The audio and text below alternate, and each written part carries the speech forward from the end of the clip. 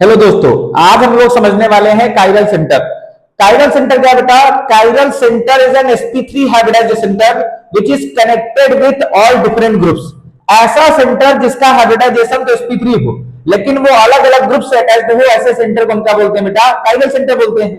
और अगर यही काइरल सेंटर कार्बन हो गया तो इसको हम क्या बोलेंगे? Chiral carbon. क्या बोल देंगे? Chiral carbon. मतलब chiral carbon is a sp3 hybridized carbon center in which all bonds are connected with four different groups। किससे कनेक्टेड बेटा?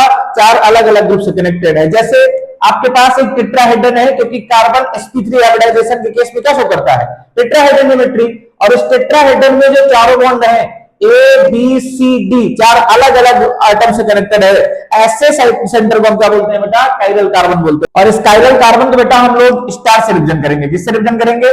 स्टार से। तो चलिए जरा इन दोनों मॉलिक्यूल में चेक करते हैं total number of chiral carbon कितने हैं। ठीक है, तो जितने भी डॉट पॉइंट है ये सब क्या है? These are carbons. जरा देखो बेटा, सारे कार्बन ने सिंगल बॉन्ड बनाया है, तो ये कंफर्म है कि हाइब्रिडाइजेशन क्या है? sp3 hybridisation. यहां सिंगल बॉन्ड लेकिन तीन हाइड्रोजन है, तीन सेम ग्रुप हो गए, काइरल नहीं है, दिस इज अकाइरल। इसके साथ दो हाइड्रोजन लगे हैं, अकाइरल।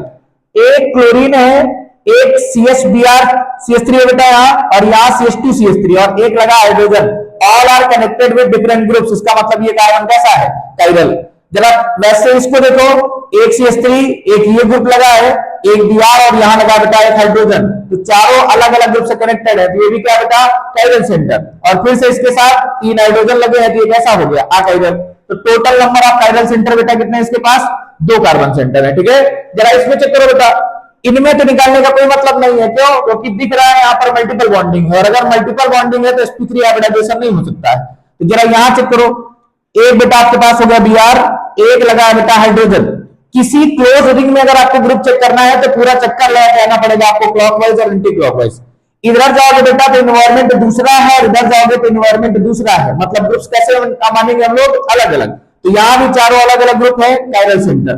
ठीक वही काम इस पे करिए, इधर ग्रुप दूसरा है, इधर ग्रुप दूसरा है, यहाँ क्लोरीन है और ऊपर है हाइड्रोजन, ये भी कैसा बेटा? Chiral centre. इनको जरा चेक करो, यहाँ आपके पास ग्रुप ऐसा है, इधर ग्रुप दूसरा है, ऊपर ग्रुप दूसरा है, और आपके पास एक हाइड्रोजन भी होगा, तो ये क्या बेटा? Chiral centre. ये भी कैसा है? काइरल। कितने बेटा? चार काइरल कार्बन है। आया यहां तक समझ में? तो इस तरह से आप इस मॉलिक्यूल में बेटा निकाल के बताइए कि टोटल काइरल सेंटर कितने आ रहे हैं।